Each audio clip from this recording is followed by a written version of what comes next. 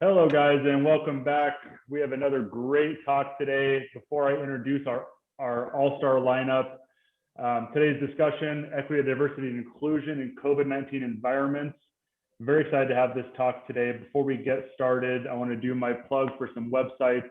First and foremost, our DESI site. Please go on there and check the other webinars and conversations that we've had, as well as keep your eyes open for future talks. Second, I like to cover Shape America. Convention's coming up next week, so I'm looking forward to that. I hope to see all of you there. So make sure you're checking out the Shape America website for great networking, great resources, great guidances on everything you can possibly imagine for physical education, health education. And third, our state organization, Shape America, MoShape. I always like to make sure that anyone coming on here, please go check out MoShape, become a member, become involved, become an advocate for what we're doing. It's a great group of people to be involved with. All four of which on this call are involved with most of those groups at some form or another. So I'm really glad to have this group here. I will get us going. We're going to introduce everybody and then get going. But first, I would like to have Sean introduce himself. Sean? Yes, sir. What's going on, ladies and gentlemen and fellow humans? This is Sean Nevels. I am currently the project director, CDC COVID-19 project director for Shape America, and formerly the director of health and physical education with DESI. Awesome. And thanks, a Cardinals Sean. fan. It's opening day at Busch Stadium.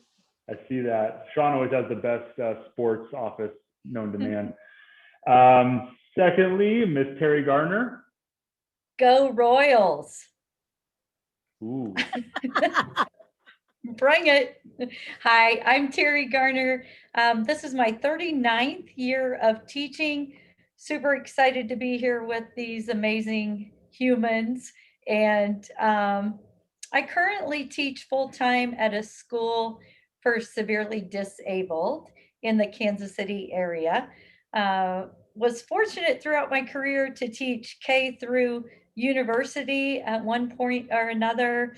I was a head coach for 2 sports for decades, and just super excited to be here with you today. Awesome. Thanks, Terry. And I'll go next because Judy's going to jump us off today. So I will go next. My name is Zach Wheeler.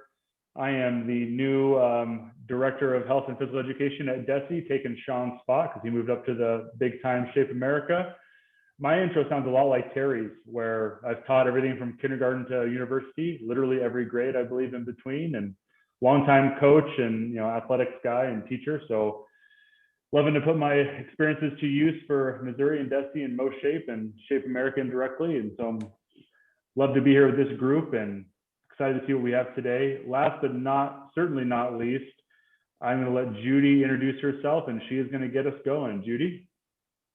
Thank you so much. I'm so incredibly thrilled to be here. Thank you so much for asking me. My name is Judy Lobianco, and I'm the 2018-2019 proud past president of Shape America. I also was a supervisor of health and physical education and nursing services for most of my career in New Jersey, in one of the most diverse school districts in that state. So I am really excited to talk EDI, if you will, in physical education today. And I welcome my colleagues who have great things to share, and I'm really excited to be shoulder to shoulder with these pioneers in this work. You know, when I first got to Shape America as a board member and then evolved up the leadership chain, we were talking about this long before it became a thing, right? And it's always been a thing, but at Shape America, we really embraced the idea that in order to be able to engage all children and all teachers, we had to start to talk about the inclusive practices of EDI. And you may think it's a lesson you're supposed to be teaching or research you're supposed to be doing, but a lot of what you're going to hear today has to do with what you're doing for yourself in terms of the inside out. So let's get started, Zach. First, I want to start with some common language around EDI so that we can frame the conversation in a way that we all understand. So the way I'm discussing equity has to do with this kind of like famous little cartoon that I truly love because it really gives us a visual around what we're talking about. Giving kids, all kids, the same thing may be equality, but it doesn't necessarily mean equity. And when I see this frame, I think about how If you're an elementary physical educator, you wouldn't necessarily give all your kids the same ball from the same distance to the same size target, because you know some kids will struggle, some kids will be able to do it, other kids might not be as confident. And that's the way I think about equity. We have to make sure we give each kid what they individually need in order to be successful and meet every child where they are. Additionally, when we talk diversity, we don't mean this as some sort of buzzword. This is not a buzzword. This is a way of life for us in education, regardless of what you teach. We're talking about social dimensions here, not only about ethnicity and race, but religion and sexual orientation, which has been quite the hot topic over the past several years.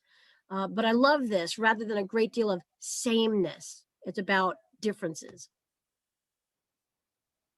And then we have inclusiveness, the straightforward practice of inclusion and what that means, and whether or not we mean certain types of kids or all kids, right? When I think of how COVID-19 has affected us in physical education, when I think of inclusiveness, I'm thinking about the ways the pandemic has created obstacles around inclusiveness, but has also been able to teach us a great deal about what we can do to improve the ways that we reach all kids, regardless of where they're from, who they love, what their abilities are, or what color their skin is. So inclusiveness is a big one for us, and it's really very important.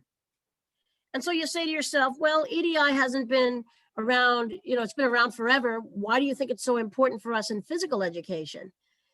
I keep saying across the country, physical education, alongside being one of the most important things that happens in schools, with pause for dramatic effect,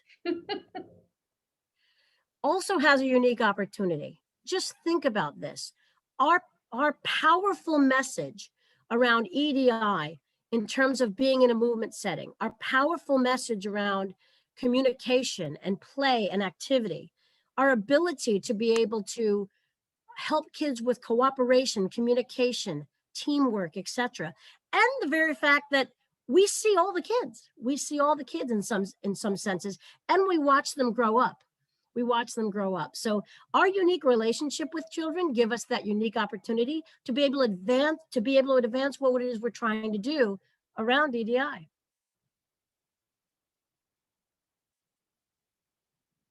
So here we go. Boom, this slide. Oh my goodness, this is a little intimidating. What's happening here?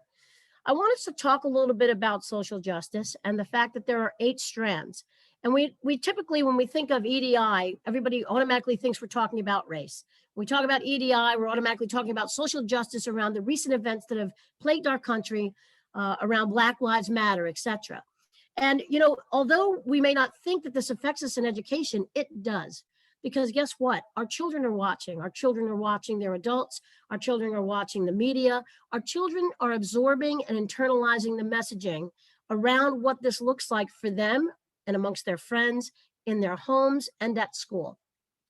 So let's just agree for a moment that there are several strands of social justice that we may or may not think about. And this is the list. And I'm not going to read the slide because everybody hates the one that reads the slide. So these are it. Things that you may not be thinking about that affect the classroom when students step in front of you. And I include the castle competencies. I'm hoping that you're familiar with this visual, and you can't see this enough times.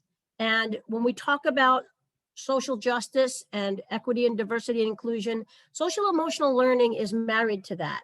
Social emotional learning is a bridge to those pieces. Social emotional learning is foundational and has to be internalized. And those instructional activities and the teacher's script has got to value in a positive way what it is we're trying to get at when we talk about what I like to call teaching each child from the inside out. Teaching each child from the inside out with these types of things that physical education has a rare and unique opportunity to do as well. Now, when you take the COVID-19 crisis, the pandemic, social emotional learning has risen to the top in ways that it has before, but never before have we heard other entities, not just educational entities, talking about how important it is to teach the whole child in a crisis, in a time when at this point you can decide that all children are trauma informed, and that we have to talk about trauma for every single child. And, we all know that, a kid is not their trauma, but we're all traumatized by the COVID-19 pandemic. I'm traumatized. Don't I look traumatized? Look, I've been cooped up in the house in New Jersey. Oh my goodness. We have got to understand the ways that this environment has affected our children and embrace the ways physical education can help. Embrace the ways that the research around movement can assist our children to building capacity around re-entering society after COVID ends, hopefully, right? About the ways to regain their relationships and interact with human beings just the way us adults do. So when we talk EDI, you can't do that without talking SEL. I love my acronyms. What can I tell you? So at the onset, you're saying to yourself, okay, Judy, what do I got to do? Tell me what it is I should be doing. Tell me whether or not I have behaviors and I'm saying things that I can check off the list. When I think about this, I think about a few really simple things, and you're going to hear a lot of great strategies today. I think about the first and foremost thing you need to be doing, whether it's a pandemic or not. When the pandemic first hit, when COVID first hit, it was all about scrambling for what activities we could do with kids at home. But really, that wasn't what we were most worried about, was it? It was about whether or not kids were okay. And then it was about whether they had things that they could use at home. One thing that COVID did was to shed light on the huge disparities around access and equity in this country. In my state alone, a very diverse state of New Jersey, we had kids that didn't even have an internet connection in their homes, while other kids had elaborate laptops and access to technology. And that gap, that technology gap, that access gap was so predominant that the first thing educators were scrambling for was making sure that kids felt the equality that they needed and the equity that they needed to be able to learn, right? And so when I say an accepting and safe environment, I mean a physically safe environment in physical education, but also a social and emotionally safe environment. And that starts with you, right? That starts with your thinking and your beliefs and your instructional delivery. It has to do with the activities you're teaching, the assessments you use, and your demeanor with kids. So that's a big one. So that's boom, check that off. We're going to hear from Sean today about culturally responsive teaching. And I have to tell you, as a supervisor, this has been around for a while and it's not a buzzword. This is another piece of our teaching that has to be embedded in our practice.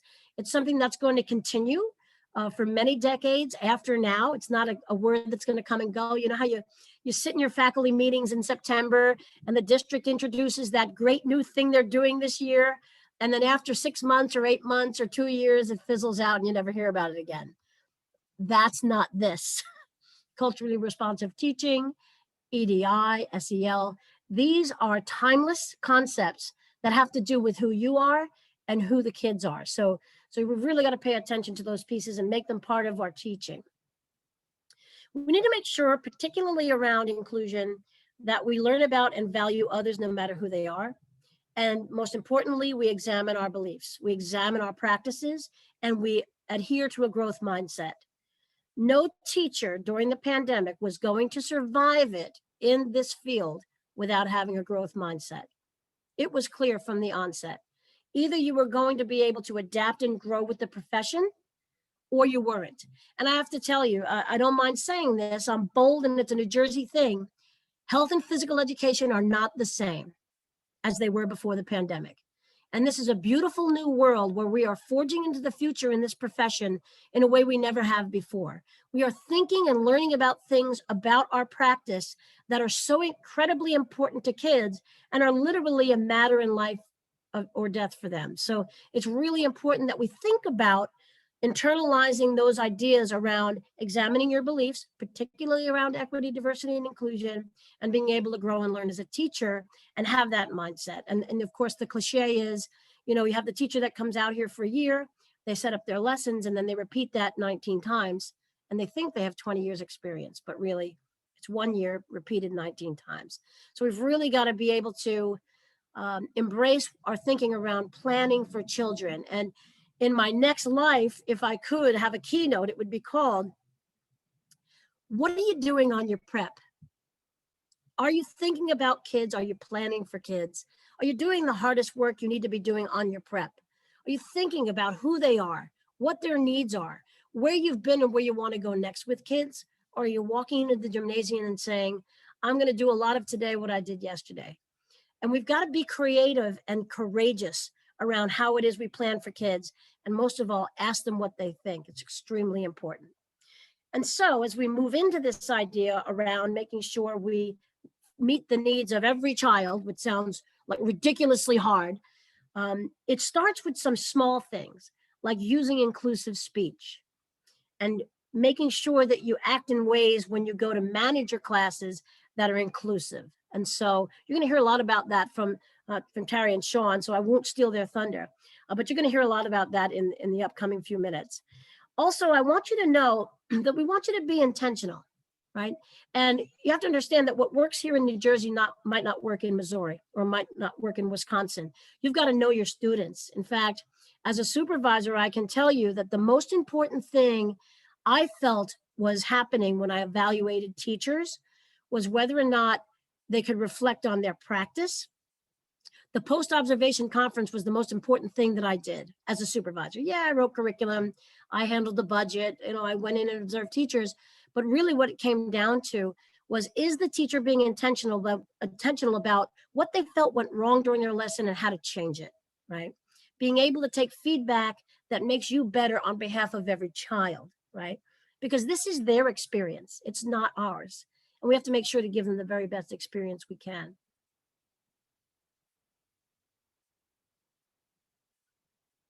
So if you're new to the topic of EDI, there's a couple of really, what I would call traditional reads. And I'm going to start with Why Are All the Black Kids Sitting Together in the Cafeteria? This is not a new book. This is a book that's been around. And it's a very intentional read. It's thought-provoking and important. It's a great first step. Also talking about equity and culturally responsive teaching, particularly in the online environments that we've been in over this past year. Hopefully we're pulling that out of that and more hybrid and in-person environments. And then I want to spend a minute on white fragility. I picked up this book not too long ago, and it upset me so much I had to put it down. What? Why, Judy? Why did you have to put it? Were you offended? Were you upset? No, I was pushed. I was pushed to the limits of making sure that I took a look at my beliefs, right? This is work that is so sensitive, right? And when we talk about getting out of our comfort zone, now has got to be the time, right? There are not enough of us talking about equity and diversity and inclusion in our professions, right? There are not enough of us being able to look at kids and really see them. I was that young teacher that looked out in a sea of Black and brown children and said, I don't see race. Look at me, how proud I am of that. When the whole time I should have been saying, yes, I see you. I see each one of you, and I want to know you, and I want to know your experience, right? And I primarily say that because, I was that kid. I was the gay kid in your class, the gay kid that felt bullied, the gay kid that didn't understand why you never talked about kids like me, the kid that felt like I need to keep this a secret because something must be wrong with me, right? And those are the kinds of inclusive practices we're talking about through readings like this and beliefs like this. It's extremely important that when we're out there and we're getting in front of kids, that we're absolutely intentional. And in order to get intentional, we've just got to get, more information. We've got to be able to study. We have to have conversations. We have to open ourselves to and investigating our own biases, because they do exist, right? This is not a session about bias, an implicit bias. We could go on for days about implicit bias, but they do exist. And it's important to understand that you embrace those biases and take a look at what they are and how they affect your decision-making in the classroom, right? And it's all about being out of your comfort zone. Look, I'm scared talking about, look at me. I'm like, I'm not an expert in this, but I will tell you, I am an expert in loving kids. And if we're going to love kids, and if I'm going to care about 50 million children out there in every classroom, you better believe here I am trying to tell you it's okay to be uncomfortable. And it's okay to fumble and be wrong and have conversations and debate. It's what makes us better. It's what makes us grow. And all of that serves children better. So there's a couple pieces here that I would recommend that are going to be part of this webinar, that are a part of this PowerPoint, that are clickable pieces. And I really love the social justice section of CBHPE. If you haven't seen this website, it is quite incredible. All of us have these two friends of ours, Mark and Becky Fulmer from Chicago, Illinois. And what started out as a website around Chromebooks and technology and HPE has really captured the attention of many of us across the country. And we've started contributing and talking to them about having this clearinghouse where a lot of this stuff would go. Google Drives and Google links and Word documents and templates and social media, tons of things at this website. And one of those tabs is EDI and social justice. And it's a clearinghouse for many of the places where I would get started if I was a teacher just exploring this for the first time. And it's not just about race, but also includes a lot of the gender inclusiveness pieces, right? So we're seeing a lot of that around the country. There have been transgendered students for a very, very long time. We're seeing more of them come out and talk about it and be comfortable. And for a lot of our LGBTQ community, I'm envious of these kids. I really am, at a time when they can feel comfortable and confident around speaking to their teachers and talking to their peers. And we have to be ready for them. And we have to be clear that they are welcome in our classrooms and that we will respect their pronouns, for example. So it's really important that our learning curve, that we be on that learning curve, right? And then BAME PE is a great other piece for all of the resources around and blogs around diversity and inclusion. If you're on the CBHPE website, there's a Lieberman-Bryan inclusion rating scale, which is very well done. And it's really great for the teacher to have a look at the attributes of an inclusive environment. It's a tool for self-awareness for teachers. So the actual competencies and indicators are what I'd want you to read if you look at that scale. And then, of course, my beloved Shape America. Kind of love Shape America. I'm kind of a big fan. They did a series on A through Z on social justice and physical education in the JOPERD, the Journal of Physical Education, Recreation, and Dance, which was extremely well done, that you don't want to miss. That was done, I don't know, maybe a year ago now, but it's in 2 parts and you don't want to miss that. So I was stumbling around because I am a huge student of EDI and I love reading and examining and researching and talking. And I found this article that was through Utopia that talked about ways that you could examine bias. And so really quickly, if you want to get a gauge of how you react in the classroom to particular things, particularly when you have a diverse group in front of you, think about the way you discipline. Who do you discipline? How often do you discipline? Is it the same kids every time? For what reason do you discipline? Wouldn't it be kind of cool to track that and see if there are any patterns that emerge that help you adjust your practice if needed? I thought that was really cool. The second area is around who do you call on in your class? These are things I never thought about, but it's kind of cool. Who do you call on? Why do you call on them? And when you offer choice to kids, what is it that's happening at that moment? Whose hand is raised? Is it the same hand every time? Is it never a particular hand?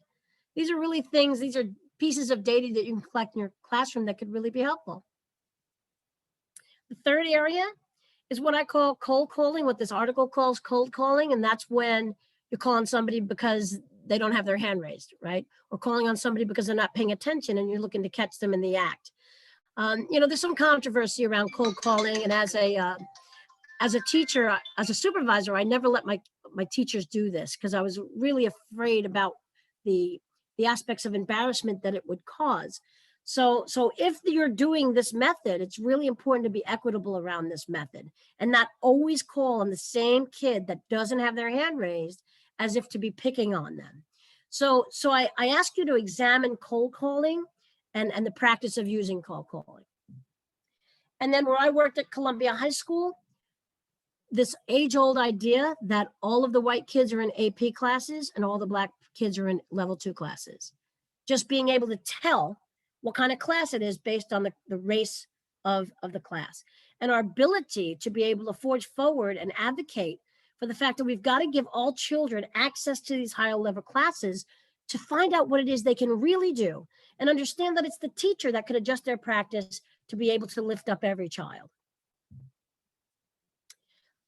Lastly, who do you talk to in the good times? Which are the students that you get to joke with? Which ones do you swap stories with? Who is it that just gravitates into your orbit every time? Who are these kids? Who do you joke with? Where are the joke tellers? Who do you gravitate toward? And what does that tell you about what it is your behavior tells you? And so these are just 5 areas of examination. It's not accusatory. I'm not accusing you of anything. You're not in trouble or anything. It's just these ponderances to think about as you move back into your classrooms, and some data and research you can do for yourself when it comes to examining what's happening in your class and what your belief system is. So I offer that. And then lastly, I just love teaching tolerance. This is a great place for lesson plans and strategies and posters and resources, and really setting up your classroom in a way that lets all kids know, no matter who you are, who you love, where you're from, how much money you have, all of it. I am a place where you can go because I am the caring, loving adult in your life. And I don't know if there's anybody else, but you can be sure that every single day, it's going to be me for you, no matter who you are. Really important messages. So with that, I'm going to pass it to my friend Terry Garner, who's going to talk to you about inclusive physical education. Take it away, my friend. Hi, everybody. Boy, I don't want to follow Judy. She is amazing. And I just want to say this. If you want more information, Judy goes all over the country talking about EDI, and you will be able to reach out to her if you'd like for your district to do some more reflective practice. That's what I kept thinking of when I heard her talk. We all need reflective practice. That's how we learn, and that's how we change, and that's how we improve. And just listening to her made me think about how much I need that. We all need that to really improve who we are and how we practice. But if you want to get in touch with Judy, I know she would love to come to your district, and she's amazing. So I am putting in a little plug for Judy because you need to have her come to your school, and you need to talk more about this. So anyway, I'm so excited to be here. I'm going to talk to you about some simple strategies for inclusive practices. I've taught adapted physical education, all of those almost 40 years, as well as regular physical education. And as I mentioned earlier, I'm currently at a state school for students with severe disabilities. So I'll mention throughout my few slides about how COVID has impacted my school and some of the interesting things that we've learned over the past year, because it has been a definite learning experience. And even though this is my 39th year, it felt at times like my first year.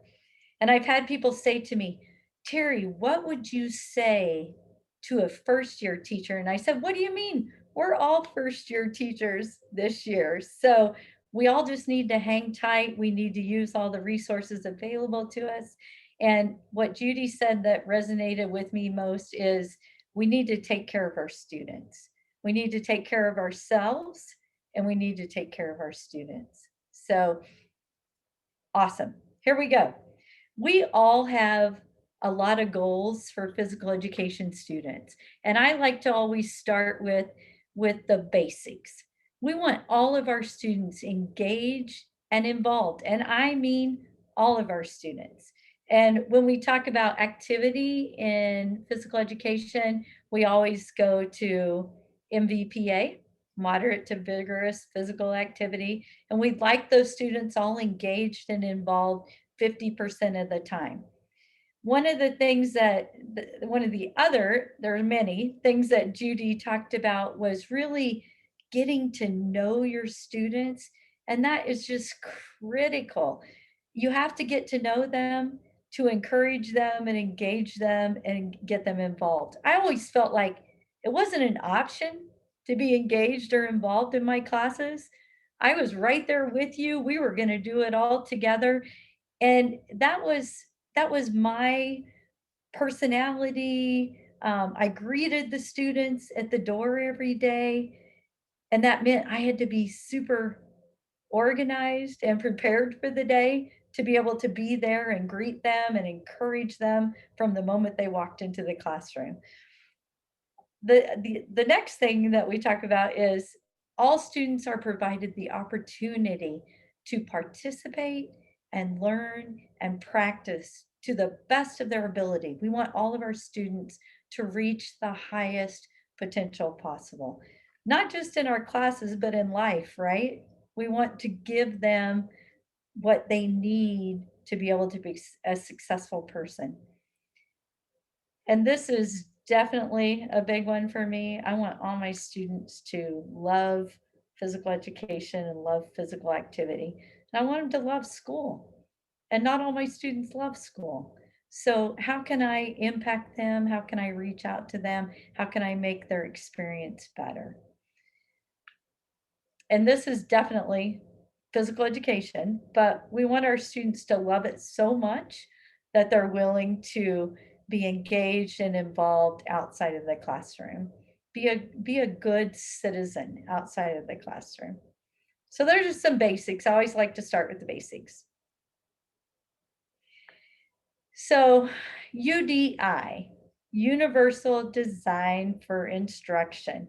And what that means for me is that all of my students, when I think about my lesson, the curriculum, is there anyone in this class that I am leaving out? Is there something that I'm doing that that person is not going to feel included? They're not going to feel like they're a part of my class and that they have the opportunity to be successful. So it's kind of a reflective practice while I'm designing a lesson or while I'm evaluating my curriculum.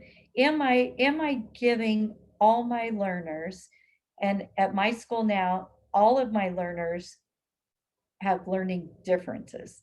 So am I giving every student the opportunity to be successful as I'm planning my lessons and I'm looking at my curriculum, evaluating my curriculum? And then differentiated instruction, we in physical education, I think, are the best at differentiating instruction, better than anyone else in the building, right? Because we have so many students that come to us that are just at different skill levels. So we're always trying to think of how we can change things up to allow them to be the most successful. And Judy talked about this too, creating an inclusive environment. So what can I do as a teacher to try to create that environment where everyone feels included? And the first thing that I think of is I want to, especially with my students with different learning capabilities, my students with disabilities, I want to focus on what the student can do. And Judy already said this, but I'm going to say it again because that's okay. I want you to meet your students where they are and try to create goals and create opportunities for that student to learn and progress. And there's that word again, that E word, enjoy. You can tell that it's important for me, for my students to have fun. I want everybody to love coming to class, every single person. I want them to have fun. And my student that comes in and isn't that excited about physical education, that's my challenge. I mean, I love it because they're the ones. I thought about that when you said, Judy, who do you gravitate to? I gravitate to the ones that don't want to be there. And I want to try to get to know them and pull something out of them that makes them feel a part of it and enjoy the class. So another thing that I'm very conscious of with the students that I work with, I always use student first language.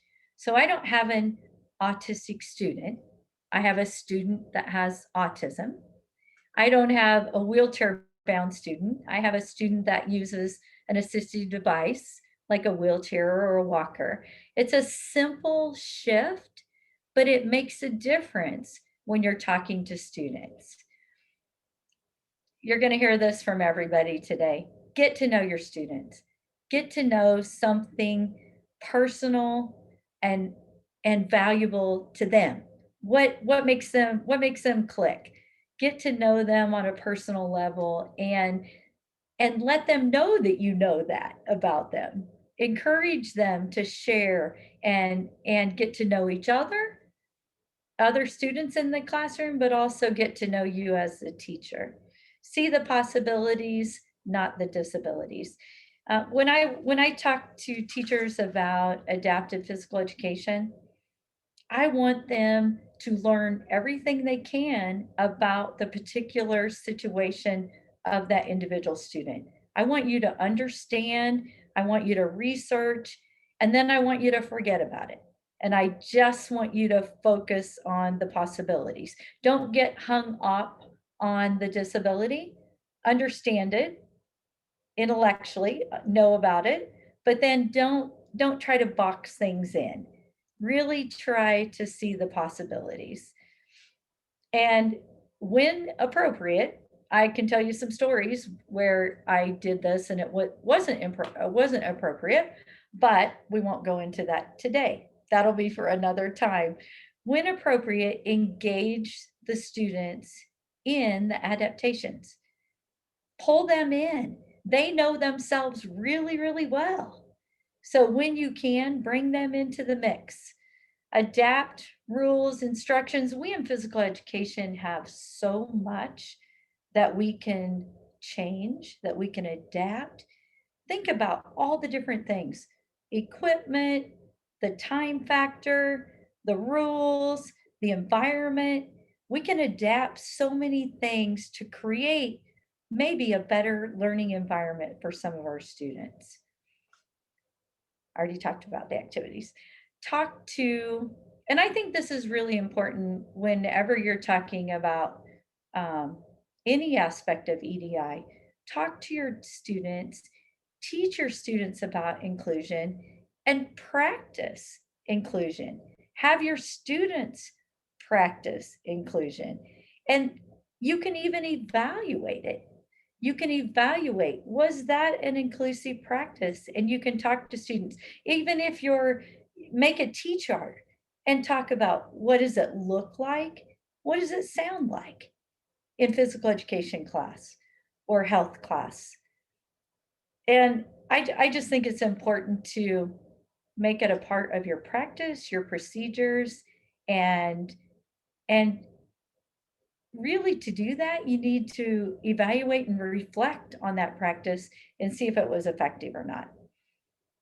Ask questions and use the resources around you. There are all kinds of resources within your school.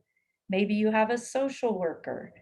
Maybe you have a physical therapist or an occupational therapist or a speech therapist. I've had some great positions where we would meet together as a team of people really to create the best opportunity for students. And then I've been in other teaching positions where I really had to seek out others and ask a lot of questions and try to pull people together.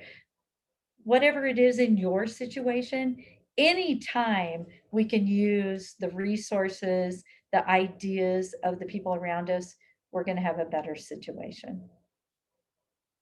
Do I get a nod?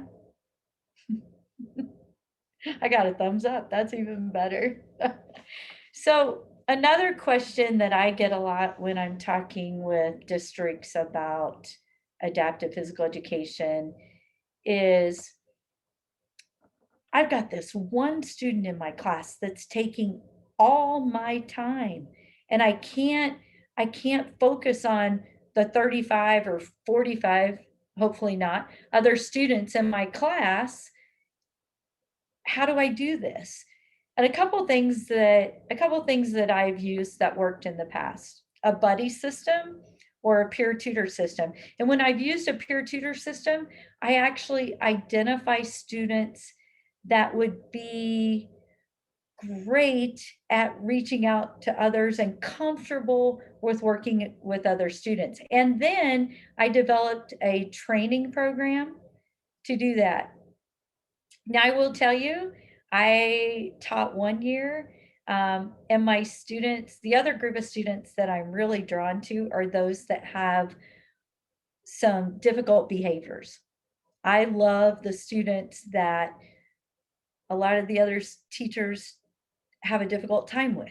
I'm just drawn to them. Judy, what does that say about me? You know, I'm a troublemaker, but I'm drawn to those students. And I had, back in the day when it was called, we had students that were diagnosed as BD, behavior disorder. And I created an opportunity for them to peer tutor with students with learning differences. And it was an amazing opportunity. I wish I knew what I know now about research and publishing, because it was highly successful for both groups. So I guess what I'm saying is, if you're doing a peer tutoring or a buddy system, it may not always be clear who would be successful at that. I said that at the beginning. I tried to choose students that I thought would be successful. Well, sometimes it's not obvious. And sometimes you will pair students together and it's a match made in heaven, and sometimes not. So you have to be reflective. You have to be willing to change, shift things up, but it's a great opportunity for students to help students. Some of you may have paraprofessionals or teacher aides. How are you using those? Is it effective? Are you putting the time in training those teacher aides and those paraprofessionals so that it's effective in the classroom? Your time management is effective in the classroom. And then there's all kinds of grouping strategies. There's cooperative groups, there's jigsaw, where it's more of a random grouping, and changing those grouping strategies could help your situation with particular students that are taking more of your time in the classroom. And I just mentioned this because there are, with our students with learning differences, there's a lot of appropriate or inappropriate student placements. And I put this levels of least restrictive environment to remind us that the most restrictive environment may not be successful for some students, and a more general environment may be highly successful. So it's totally on an individual basis. And if you have an issue with one or two students that are taking a lot of your time, that might not be the best situation for that student. So you always have to at least reflect and evaluate the least restrictive environment. And those are all the different levels. You can look at that and review that. Oh, Sean went to sleep on me. There we are. General adaptations. So I talked about all the different things. I already mentioned this, but we know that quality physical education is about differentiating instructions to meet the needs, interests, abilities of all of our students. So that means that might involve me looking at a lot of different things that I can adapt and that I can change. I can look at equipment, boundaries, activity area, time, the rules, prompts, cues, the actions. There's so much that I can do. But you guys, that takes time and energy and planning. And Judy mentioned, what are you doing during your plan time? You have to really, you have to really take the time to do that. I can't fly by the seat of my pants and go into a class and think it's just going to happen organically. I have to really think about it. I have to reflect on it, and I have to plan.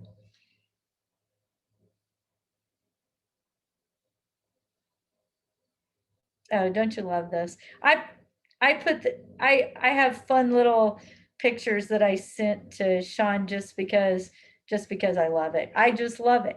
So I just wanted to share it with you. And that's it for my 2 cents. Just wanted to share some strategies, tips, some thoughts, and I'm going to hand it off to Sean. I have to say the first 40 minutes of this whole presentation, webinar, whatever, is absolutely amazing, just because of the weight of knowledge that is in this virtual space. And I'm just talking about Judy and Terry. Zach and I, we're almost young bucks in this game. So to hear it all and just take it in and absorb it is absolutely amazing. You can never hear any of these topics too much. And real quick before I get into my presentation, Terry, I was fortunate to be reintroduced to Terry through MoShape and our work there, especially with Desi. But Judy, I met Judy indirectly, Shape Convention Tampa 2019, when Judy just got on the stage and absolutely just shook it up and danced the night away. It was absolutely amazing. But then it wasn't just that, it was the energy Judy brought in the message Judy had. And that message is everything we're talking about today. And it was that moment that really opened up my eyes to this conversation and this discussion, what my part is, because at the time I was in the classroom, and now, fortunate to be in this space.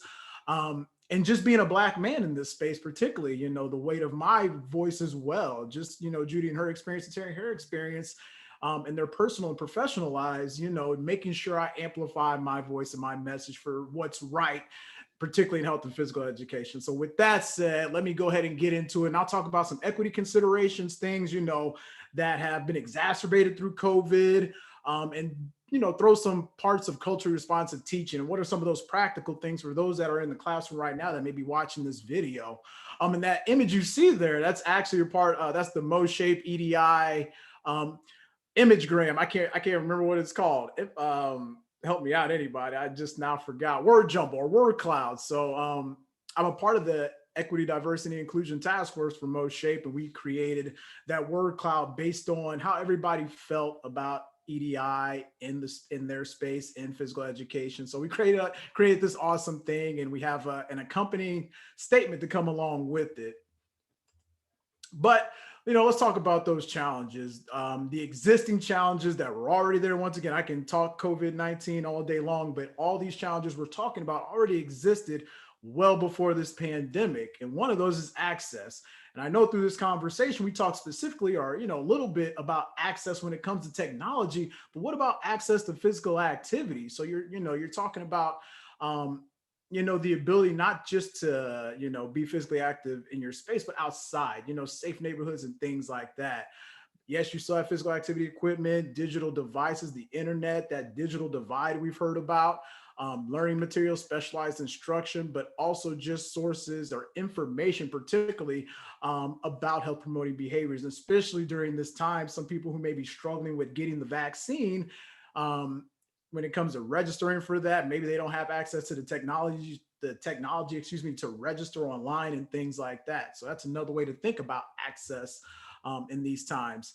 Ability, Terry spoke to that, early on and pretty well, but once again, think about those students now that aren't in the classroom anymore, especially our students that require special education services. If all their equipment, all their things are in the building and they're no longer in that building, they may not have that access at home anymore, or, may never have that access. So they really rely on that physical space in the school environment to give them the services, to give them the ability to learn and be active. And then the environment, talked a little bit about that in the early one, neighborhoods where there's high crime, environmental pollution, that really hinders the ability for students and families to be physically active, and once again, kind of increase their rates of obesity, unhealthy behaviors, and access to healthy foods and things like that. But there is that one thing, okay? All those disparities existed well before COVID. And the one that really, really harms individuals to no faults of their own is systemic racism. And that image, Judy had her moment of pause. The pause here is looking at that image and really taking that in the moment we're in now. So racism, all right, the thing that's always been here, right? It's built on society's infrastructure, including the education system. So when you think about the achievement gap or academic opportunities, we're talking about that.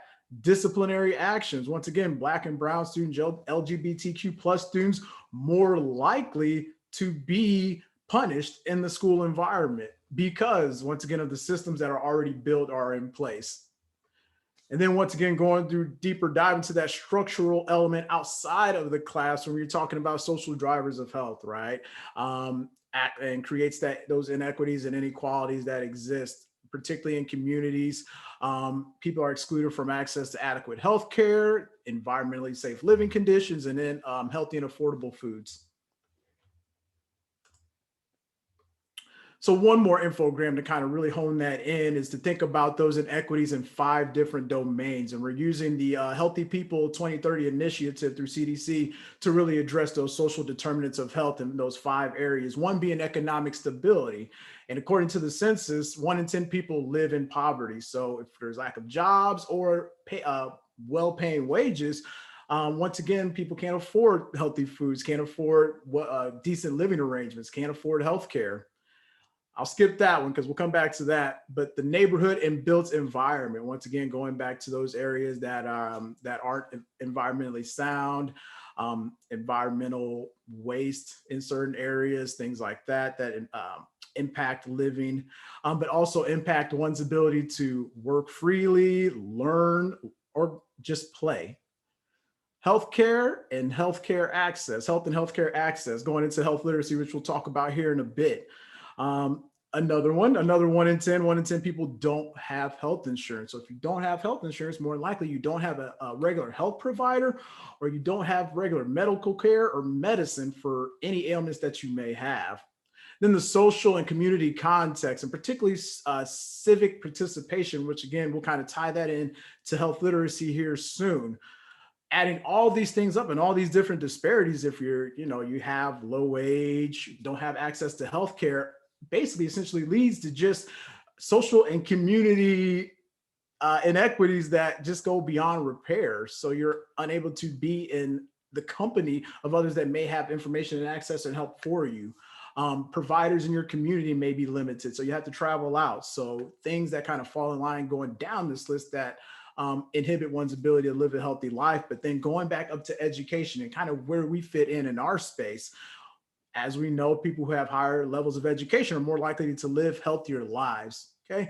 But not just the level of education, it's the quality of education, right? So if students have access to quality education in those early years, they have the ability to live a healthier life, right? So what, as health and physical educators, where do we come into this space? Well, first off, it starts with SHAPE. Like Judy said early in this conversation, SHAPE took its hard stance early in with this equity, diversity, and inclusion. And going back to summer of 2020, when they came out with the statement following just the string of social movements we saw during this pandemic, and explicitly saying, as an organization, Black Lives Matter, but even more so challenging educators to do better.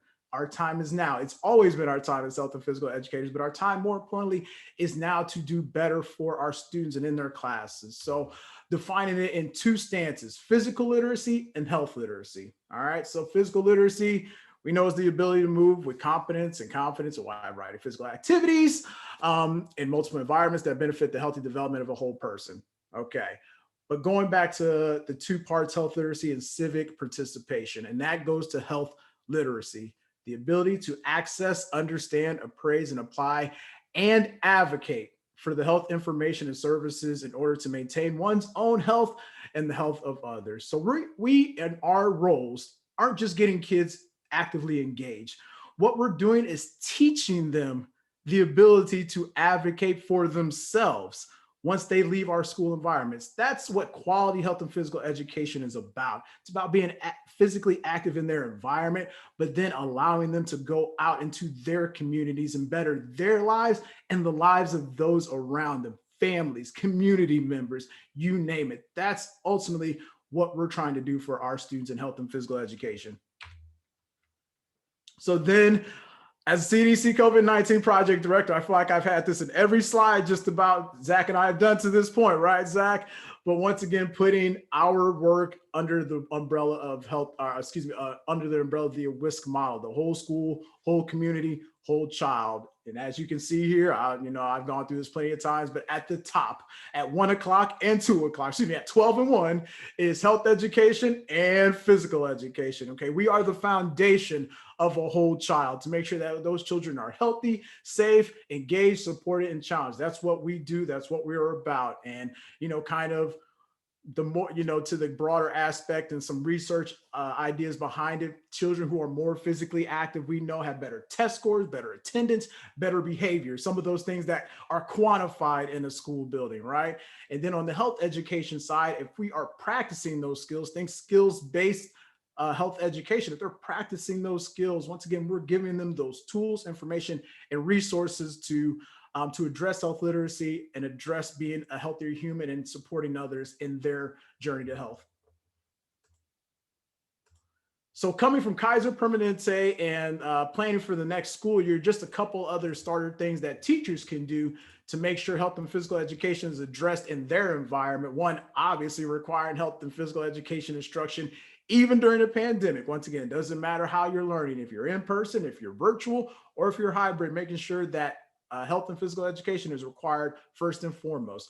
Making those necessary accommodations, and Judy spoke to those, particularly, for our students that need those, whether they're on an individualized education program, an IEP, or they have a 504 plan. Whatever the accommodations are, make sure we're doing our for those students. Professional development. Hey, guess what? We're doing that right now. We got a whole bank of these. You can't get enough professional development during this pandemic. So click on this link and watch this video.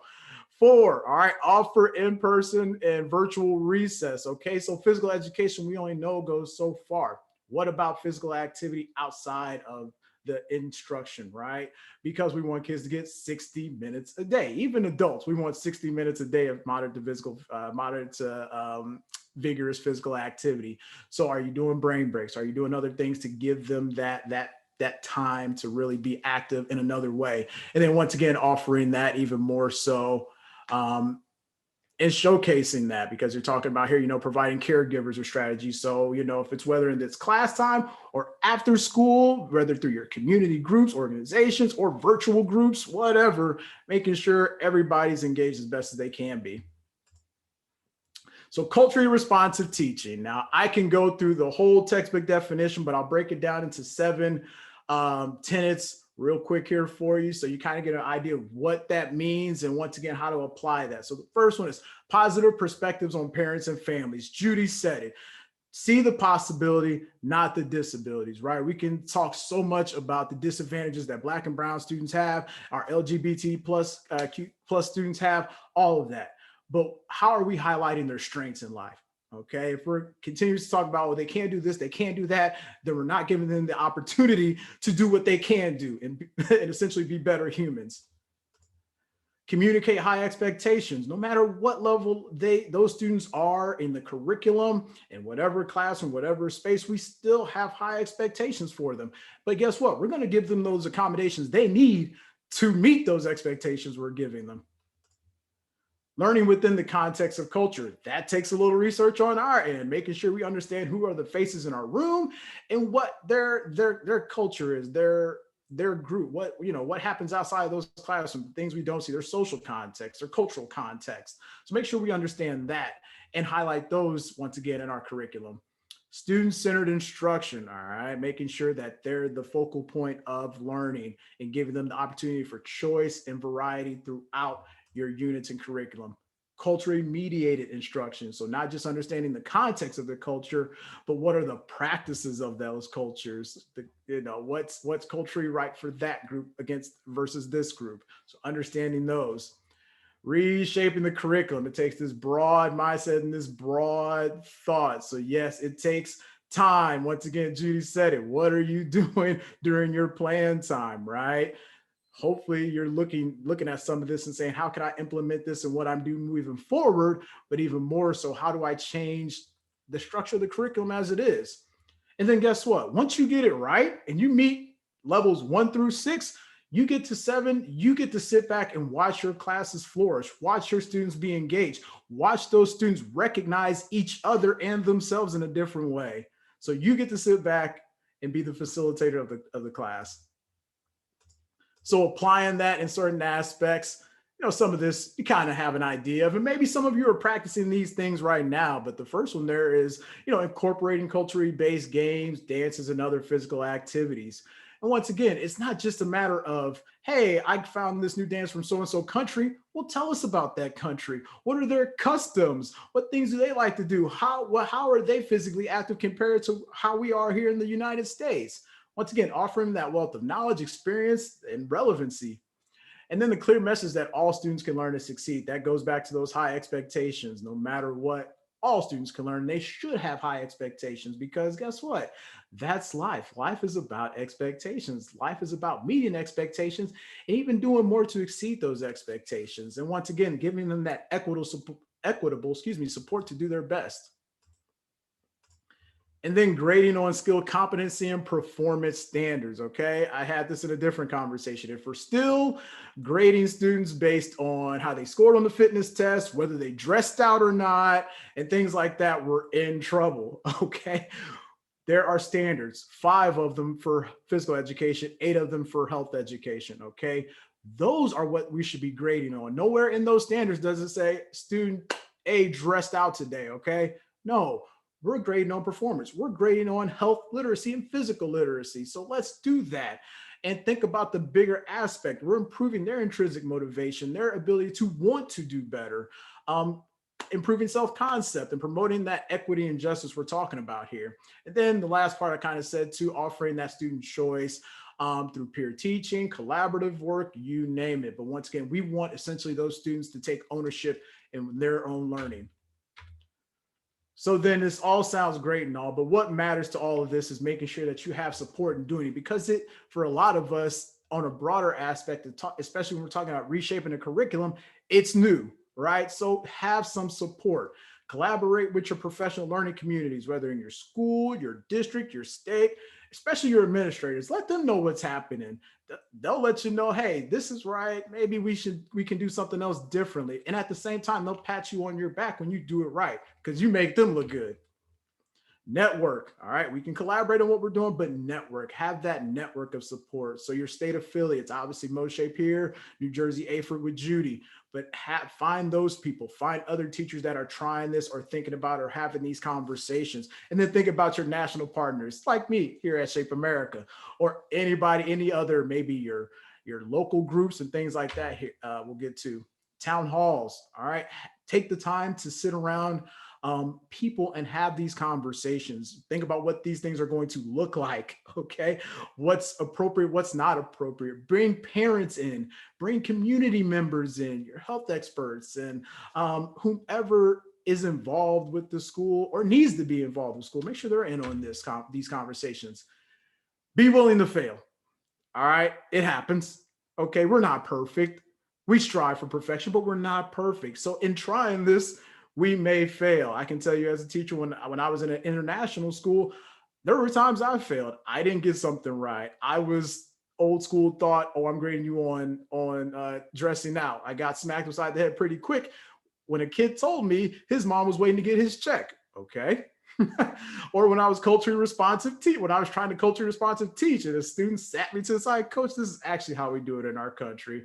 Okay, that's fine. Be willing to fail. But guess what? Celebrate those wins, all right? Because when you get it right, the sense you feel as a teacher, but even more importantly, the engagement you see in your classroom and what our world should look like is right in front of your eyes. When your students of all colors, all races, all identities are participating as one, that's what you want to see out of our world. So model that in the classroom. Establishing that network of support. So thinking outside of this classroom, but once again, your health experts, community-based organizations, housing agencies, healthcare providers, anybody that's necessary for these conversations. So really think about, especially going back to that WISC model, broadening who's in that room. And then when you bring those people to your space, the conversations that need to be had are these 5 different things right here. Addressing institutional racism and the impacts on health. Connecting the community to resources for food, for housing, and other things that may be impacting your communities. I'm working with those healthcare providers and supporting and enrolling people, making sure they have affordable healthcare, be it Medicaid or whatever your counties or states offer. Once again, connecting families and students that may be struggling with home security and homelessness and giving them those resources. And then lastly, connecting families and staff to programs, organizations that support financial security. So a couple of resources I'll end on here, kick it back off to Zach to finish us up. But on MoShape, our YouTube page, we actually did an EDI series for our state convention back in November. And obviously Terry came in, talked about inclusive physical education, but I also had Hannah Hunter out of Kennett, Missouri. She talked about what that looks like in a rural district. I had Dr. Brandy Lynch on from UCM. She talked about gender inclusivity and what that means, particularly for Heat and Pete students, and translating that into public schools. And then also Dr. Adriana Marshall out of Kansas City Public Schools. And she talked about a really big deep dive into culturally responsive teaching in an urban setting. So a couple other things that Shape America has already done. We've done foundations and building cultural proficiency, a roadmap to adaptive physical education, which is a pretty awesome course, and then critical conversations and trauma-informed health and physical education. And each of these courses offers credits. So if you're looking for PD credits out there, especially if you're a Shape member, get right onto the Shape Online Institute, find these, get some credit and learn. And then lastly, what to look forward to. So Huda Essa from Culture Links LLC, who did a TED Talk way when, she's actually going to be doing a breaking down barrier training with Shape America Thursday, April 29th from 12 to 3 Central Time, 1 to 4 Eastern Time. And you can kind of go through that real quick, but she will really give a nice long deep dive into cultural bias, what that means for communities and students. So if you're able to attend, you see it now, you've got weeks, please sign up, please be there for the live training. And Zach, it's all you. Man, wow, what a great discussion. You know, it's funny, Sean saying about reusing slides, reusing that. You know, Sean and I had a discussion once about, he's like, I've seen this slide before. You know, I think we've used this before, but you know, and I've had multiple webinars with Sean and Terry at this point, multiple conversations with Judy. And the one thing that I always remember is there has to be a reason these same slides come up all the time. There has to be a reason that we use the same information, these same ideas and same concepts, because they're so thorough at every single corner of what we do in health and physical education. They're all so important that there is no conversation where we can only use these slides for this topic, because they all intertwine in everything we do. There's all the connections are there. And so I definitely don't mind when we use some of the same information, because no matter what talk we do, it connects with everything. And so, I mean, I feel Terry and Sean know this, Judy.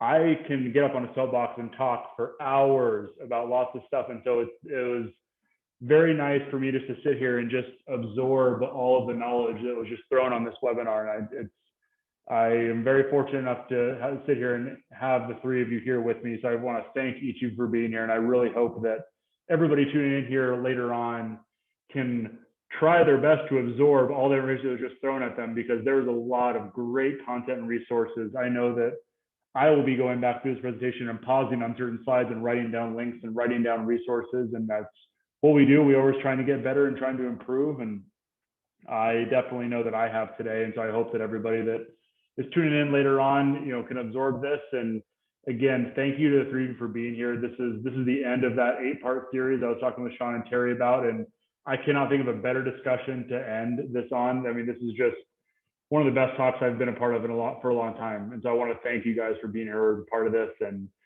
I'm looking forward to the next time we all get together and chat. I'm gonna make it happen, whether you like it or not.